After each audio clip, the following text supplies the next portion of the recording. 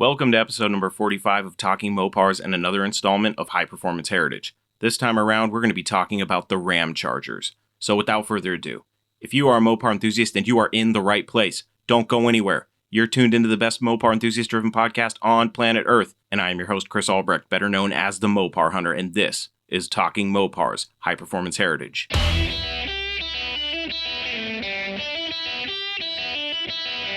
You're listening to Talking Mopars with the Mopar Hunter, your direct connection to all things Mopar.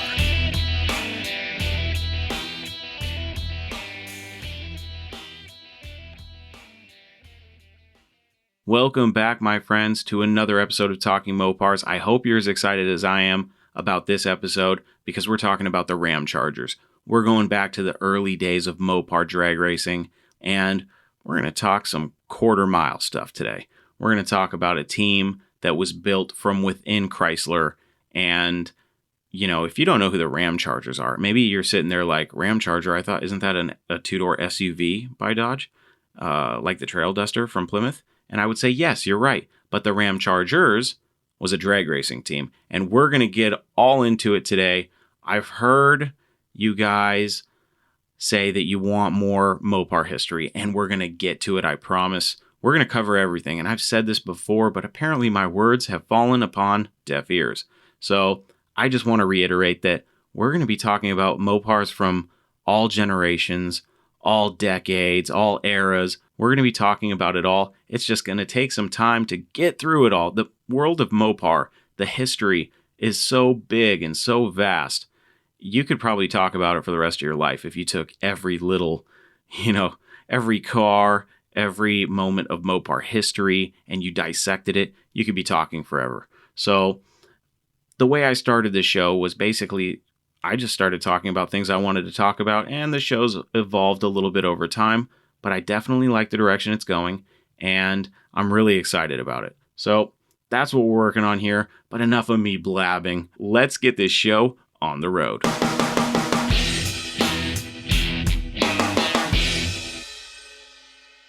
This week's project car of the week is one of my favorite cars that I've come across recently, and it was posted on the Mopar Hunter Facebook page on Tuesday, August 11th at 12 p.m. It pretty much checks all of the boxes for what I think is great in a project car, so let's not beat around the bush, let's read the ad. 1968 Dodge Coronet Super B, $12,500, Omaha, Nebraska.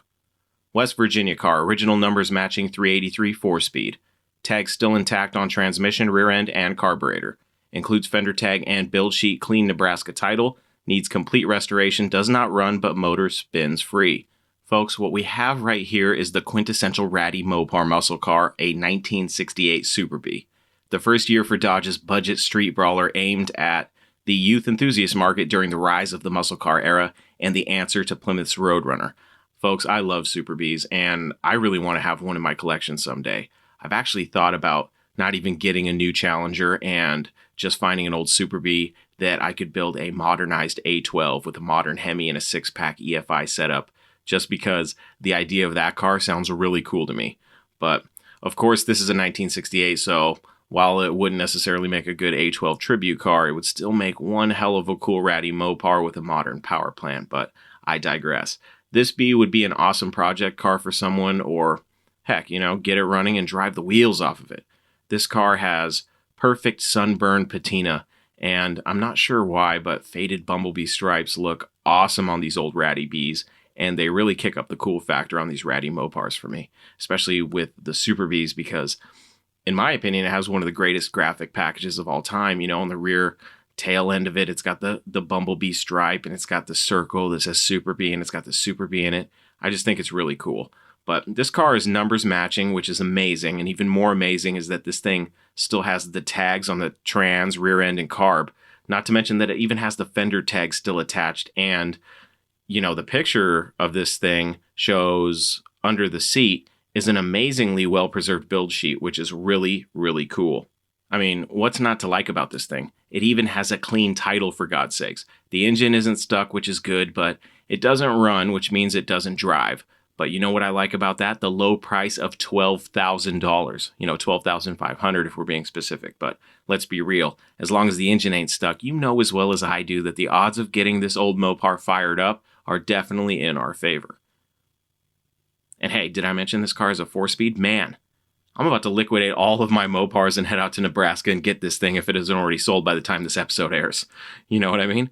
But, of course I'm kidding, but nobody wants to buy my junk when there's cool cars out there like this that still need to be saved.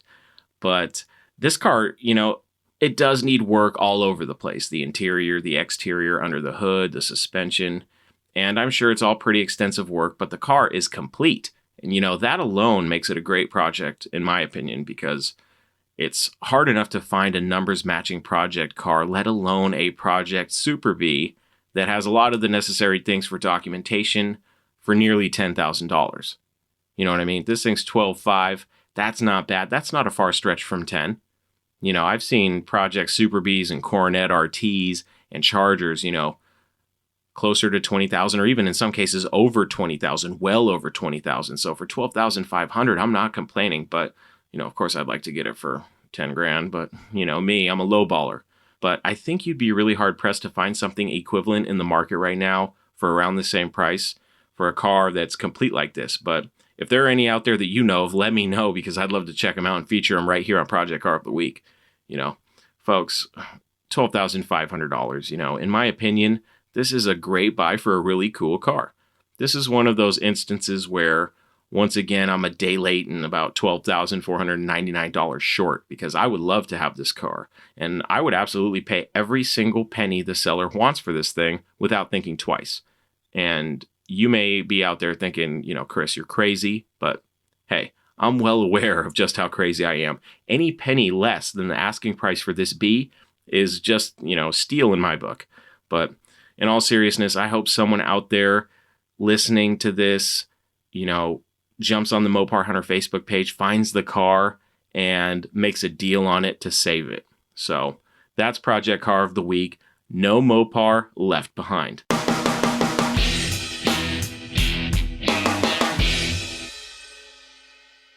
This week's high-performance part belongs to a tin-grill Dodge truck seen in one of my favorite childhood movies, Over the Top with Sylvester Stallone. You're probably laughing, but I've always been a Sly fan, and believe it or not, I literally have a framed Over the Top movie poster no more than 6 feet from where I'm sitting recording this show right now. So, enough about me being a dork. Over the Top is a fun 80s flick in typical Stallone fashion where the underdog comes out on top. Only this time, it happens on an arm wrestling table and not in a boxing ring. Sly plays an independent truck driver and side-hustling arm wrestler named Lincoln Hawk, who tries to rebuild the relationship with his 12-year-old son, who he abandoned years earlier while trucking over the road because his wife has fallen ill. Totally 80s, right? But this isn't a movie review podcast, so I'm going to spare you all the little details and sum up the appearance of the Tin Grill. Around 35, 40 minutes into the movie, two thugs attempt to kidnap Lincoln Hawk's son while he is on the phone with his ill wife, telling her about the good bonding time that he and his son are having. These thugs kidnap the kid and try to make their getaway in a white 1977 Dodge D100 short bed pickup truck. Unfortunately, the old Tin Grill cannot outrun Sly's old beater autocar tractor and gets smashed. What a waste of a clean Tin Grill, if you ask me, but who would have thought that 33 years later, Tin Grill enthusiasts like myself would see the truck get smashed by Sly and cringe? Not too many people probably, but that's the short story of the 1977 Tin Grill Dodge truck from Over the Top. In past episodes, this segment has featured some pretty cool and unforgettable Mopars, but I thought this time around we'd showcase a Mopar that may have been overlooked in the past and, may be considered a little insignificant by most. But that, ladies and gentlemen, was High Performance Parts, the 1977 Tin Grill Dodge truck from Over the Top.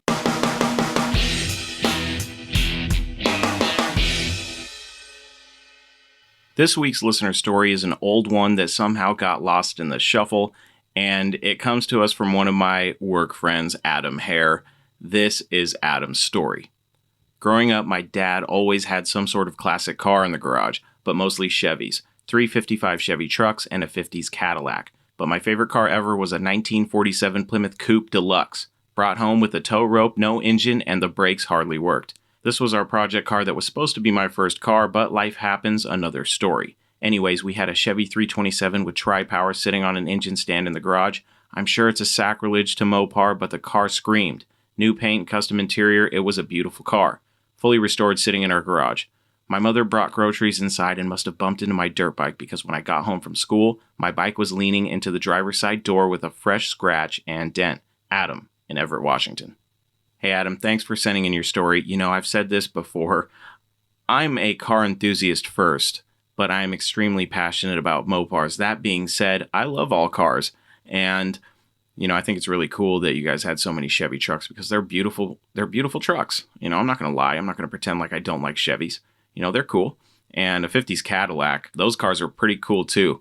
But when it comes to the earlier Mopars, you know, the 40s and 50s cars, I think they're really cool and they make great hot rods. You know, I don't see them enough, which is a little bit disappointing. When I go to hot rod shows, you know, you see a ton of Fords, ton of Chevys, but the amount of Mopars that you see, the old ones, there aren't enough of them. And I wish I could see more. The fact that you had a Chevy in the Mopar, as far as being sacrilege, sure. You know, I'm not really one of those guys that will really knock somebody too hard. I joke about LS swaps and whatnot, but the fact of the matter is, cool is cool. I'm not going to deny something that is really nice, you know, from being cool just because, oh, it's a Plymouth with a Chevy engine in it. You know, would I prefer it to have an old school Hemi? Yes, absolutely. That car would have been way cooler with a Hemi in it. But, you know, I'm not going to knock you. I think it's cool that it had tri-power. That's sweet. You know, it's a shame that you don't have the car now. I'd love to see it, but you did share some pictures of the car, and I will try to dig those up through the email and share those on social media. But thanks, Adam, for sending in your story. Really cool car. And Adam is one of those guys who is a car guy. He's one of the guys at work that I enjoy talking to because, you know, he's a car guy. Car guys give each other crap back and forth, you know, Chevy guys, Ford guys, and Mopar guys. But at the end of the day, when you're a car guy, it's always nice to chat cars with another person. But you all know me. I love to talk Mopars. So back to talking Mopars. Thanks, Adam, for sending in your story, buddy. I appreciate it. But before we move on to the segment all about the Ramchargers, I just wanted to say that I am still trying to get organized with all these stories. So bear with me. If your story hasn't been shared, I will get to it. So with that being said, let's talk about the Ramchargers.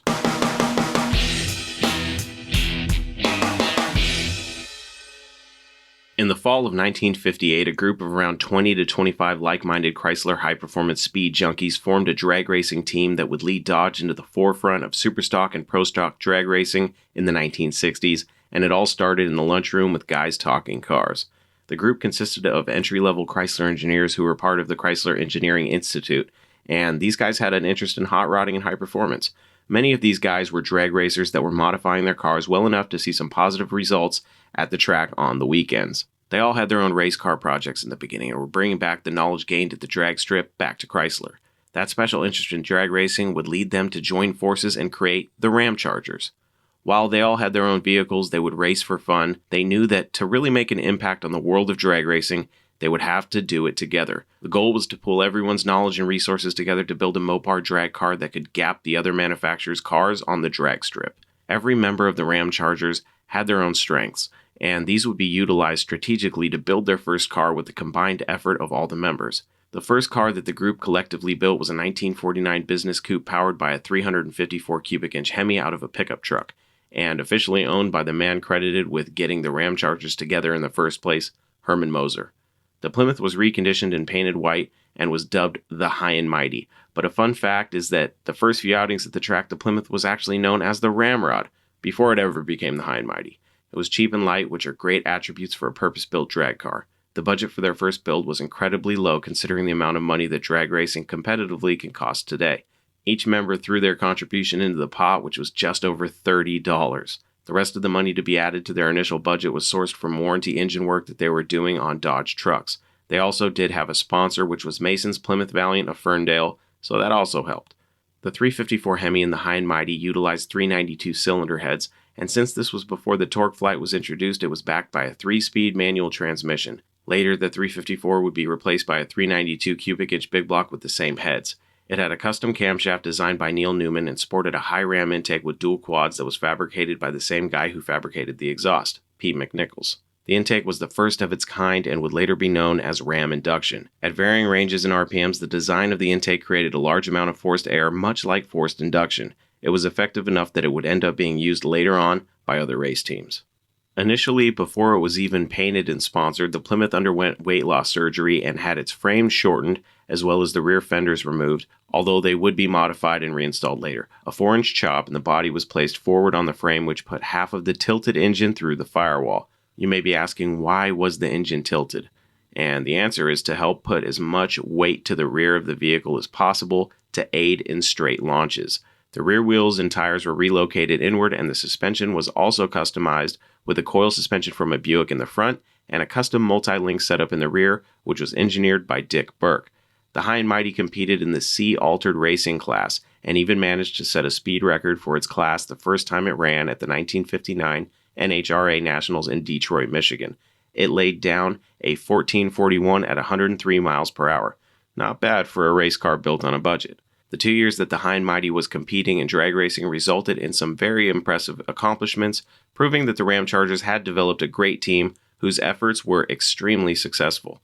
They even managed to lock down 2 NHRA records at the time, which were top quarter-mile speed and top elapsed time, which were 12.8 seconds at 109.75 miles per hour and 12.62 seconds at 115 miles per hour, respectively. Its best numbers, however, were 11.8 seconds in the quarter and 117 miles per hour. 1960 would be the last racing season for the car, but the Ramchargers sure didn't retire it without leaving its mark in the Mopar history books. The team was largely successful due to the research and development done by the crafty young engineers. One member in particular, named George Wallace, who from 1955 to 1968 worked as an engineer at Chrysler Engineering's Performance Lab, became highly proficient at calculating what the car would be capable of at the track. He was so good that when the car ran at the aforementioned NHRA Nationals, the car performed pretty much exactly as he predicted it to.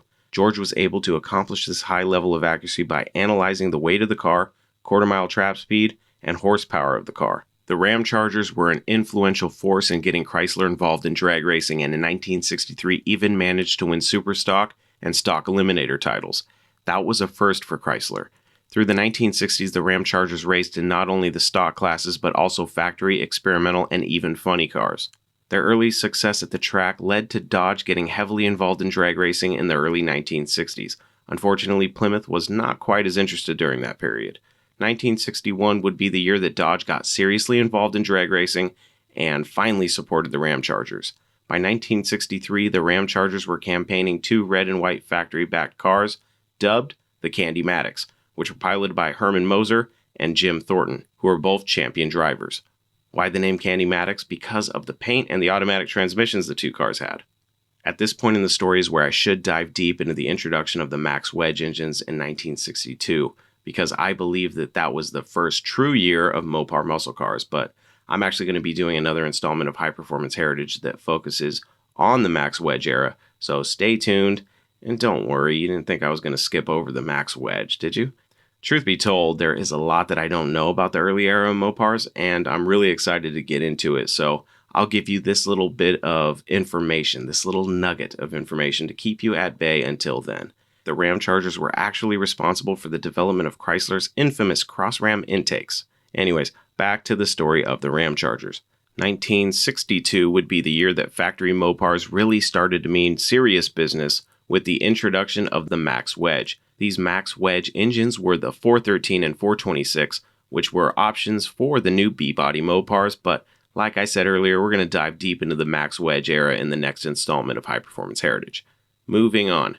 Tom Hoover, known in the world of Mopar as the father of the Hemi, has indicated that at first, there were many corporate hoops to jump through to get street cars built based on the drag racing experience gained by the young engineers.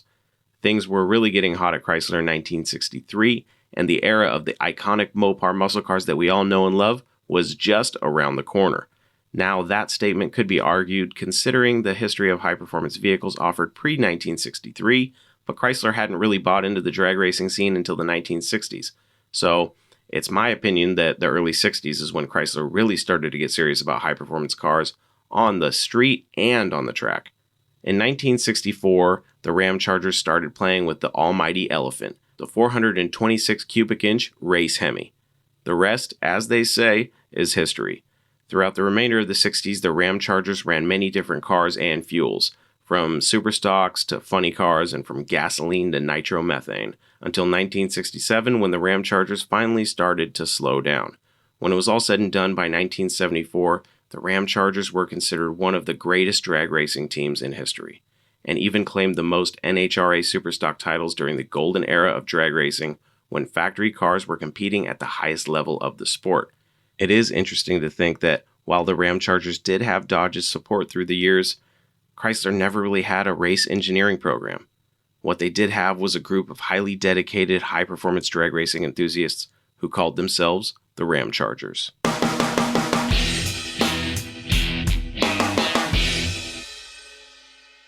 What a fun story.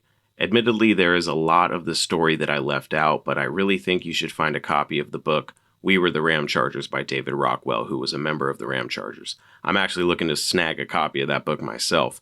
The book is the history of the Ramchargers as told by those who were there and lived through the experience. For the book, David interviewed over 40 of the Ramchargers. I know in the story that I mentioned, there was 20 to 25 in the beginning. Well, over the history of the Ramchargers, there was well over 40 members. So yeah, there were that many. The story I shared with you guys today was merely a lightweight version of the beginning of the story. So if you want to get the full meal deal, go pick up a copy of that book. But going back to the first car campaigned by the Ramchargers, I thought it was pretty funny that the tack in the car had the words "Shift, damn it," handwritten along with the skull and crossbones at 5,500 RPMs. How awesome is that? I thought that was really cool and probably, as lame as it sounds, that's one of my favorite things about the car. But folks, I said it before and I'll say it again. I am no Mopar expert. There is just so much I don't know about Mopars, and the more I dive into the history, the more enthusiastic about Mopars I become. I recently did an interview on a very, very popular podcast where I was asked about the history of the 440, and it caught me super off guard. I was not ready for the question, and, I had to be honest. I never really gave much thought about the history of the 440 until that moment on the podcast where I was like, oh, I'm caught off guard right now. You know what I mean? But I realized at that exact moment that I really need to start diving into the history of some of the engines throughout Mopar history to gain more knowledge about them. So let it be known, we are going to be getting into the history of engines too, not just the Hemi, because I did a whole series on that. We're going to get into the other engines. I don't want to leave any Mopar stone left unturned. So there's so much to learn, and I'm excited to get into it. I hope you are too. The interview I did on the podcast is going to be released soon, and I'm excited to share that with you. But I'm going to be honest.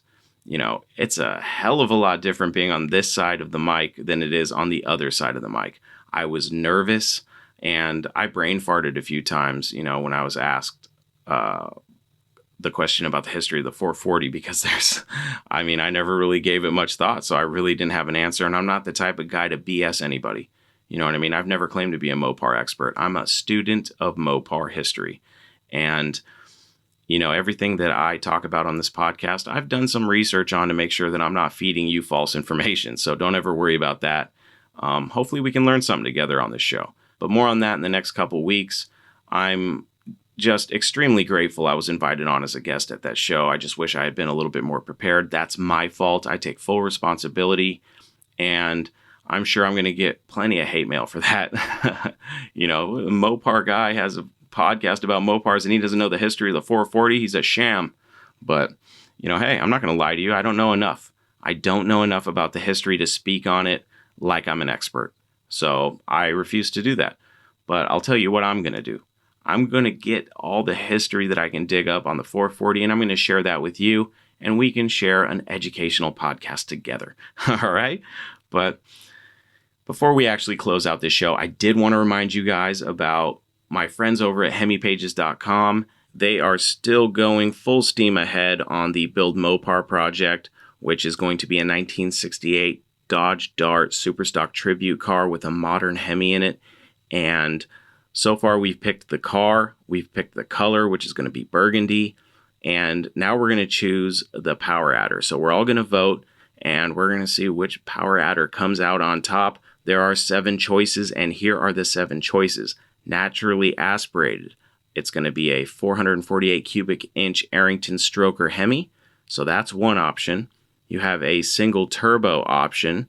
There's a Pro Charger option, a Ken Bell supercharger option, a dry nitrous option, a Whipple supercharger option, and then a compressed atmosphere option.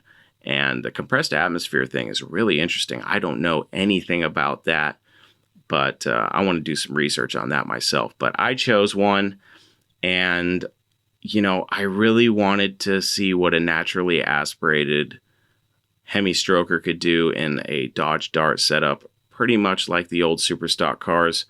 But, the more and more I thought about it, I really wanted to see what a Pro Charger could do on a new Hemi. So that's what I went with. I went with the Pro Charger. What are you going to choose? You have a choice right now. Go to buildmopar.com and cast your vote and watch this car get built and be a part of the build. Vote on every single round of voting, and let's see what we can all come up with as a community. Let's see how this Dart gets built. Any direction this car goes, it's going to be completely badass. So, get your votes in and just join in on the fun. So shout out to my friends over at hemipages.com, buildmopar.com, and readychassis.shop. Also, a special shout out to my friend Blake from DIYhemi.com. I just want to reiterate something that I've said before in the past. I just want to thank you guys for listening to the show, because without you, I don't have a show. I have a mental disorder and I'm talking to myself. So thanks, guys. I really appreciate it, and keep following along. I invite you to join me in watching this podcast grow and hopefully become something really, really cool. But let's shift gears for a minute before we shut this baby down, and let's talk about the Ram TRX. Have you guys seen this truck? Oh my God. The most powerful production street legal half-ton pickup truck ever produced. 702 horsepower, 650 pound-feet of torque, 0 to 60 in 4.5 seconds. It's got a supercharged 6.2 Hemi V8 and, best-in-class horsepower and torque. It's just, sorry, Ford, your Raptor is null and void. You know what I mean? This thing is just, it's crazy. If you go and watch the videos that are out on this thing, it's just a monster. And I know a lot of you out there have been pining for a sport truck from Dodge. A lot of us wanted to see a two-wheel drive reiteration of the SRT-10 with a Hellcat engine this time. So, just call it the Hellcat truck or something. I don't know. The Hellhound, something cool. But, we wanted something fast in a truck. And Ram said, you know what? We're not going to give you a two-wheel drive truck. There's some folks out there with four-letter word name that think they have a really badass truck, but they don't. And, once again, Mopar comes through and we get the TRX. Long rumored, we've seen the concept before. The concept looked cool, but when they released pictures of the real TRX, oh my God, I fell in love immediately. This thing looks mean. It is everything I wanted it to be, because when I heard they were coming out with the TRX and what they were planning on doing with it, I thought, the Raptor, like I've said, I'm a car enthusiast. I can appreciate something nice, and the Raptor, it's a nice truck, okay? Don't tell anybody I said that, but it's a nice truck. But I knew that Ram, it would only be a matter of time before Ram said, okay, cool, hold my beer, check this out. And that's exactly what they did. This thing, look at the shots of this thing. It is just a beautiful truck. The inside is awesome. It's got the massive 12-inch touch screen with the, performance pages in a truck. What are we doing here? This is insane. You know what I mean? It's an off-road truck. This ain't a mall crawler, all right? This thing has nearly a foot of ground clearance, okay? Over a foot of suspension travel in the front and 14 inches of rear suspension travel. This thing is insane. It's got Bilstein Blackhawk E2 shocks, and, even the steering wheel in this thing is cool. It's got paddle shifters in a truck. What are we doing here? This is insane. It's got the Alcantara suede accents. It's just, oh God, it's amazing. You can switch drive modes. So it's got dynamic drive modes, so you can go on or off road with the different modes. And, they're performance tuned. How cool is that? You got sport mode, snow mode, custom mode, mud sand mode, rock mode. This thing is just, come on, 702 horsepower, okay? And they're actually going to release a TRX launch edition, which is just going to be 702 vehicles as a, tribute to the amount of horsepower this thing has. And it will be, according to Ram, the most exclusive version of the ultimate performance truck. It's awesome. The thing is cool. I am really excited to see what this truck looks like in person. It's going to be expensive. That's going to be a problem. But hey, a 702 horsepower truck on 35s. Okay. This thing, I could sit here all night and just talk about how cool the truck is, but go look for yourself. Go to ramtrucks.com and look up the TRX. You will not be disappointed. And if you are, I don't ever want you listening to this podcast again. Just kidding, folks. Go check it out. It's an awesome truck. And I think they really hit the nail on the head on this one. And Ford better step their game up. All right. There you have it, folks. Another episode of Talking Mopars is in the books. For more information about this podcast or to listen and subscribe to the show, please visit talkingmopars.com. And don't forget, you can send me your stories, questions, comments, complaints, suggestions, and everything else on your Mopar addicted mind to chris@talkingmopars.com, or leave me a voice message on my voicemail box at 209-28-MOPAR to hear yourself on the show. And I have merch now. You can go get t-shirts and stuff in my merch shop. Just go to talkingmopars.com and follow the link to the store. You can get cool things like t-shirts, hoodies. I got a sticker on there, some coffee mugs for all you caffeine addicts, and more. So if you want to help support the show and get some cool stuff at the same time, jump on over to talkingmopars.com. All right? That's it, my friends. Until we talk again, I am your host, Chris Albrecht, and that was Talking Mopars High Performance Heritage.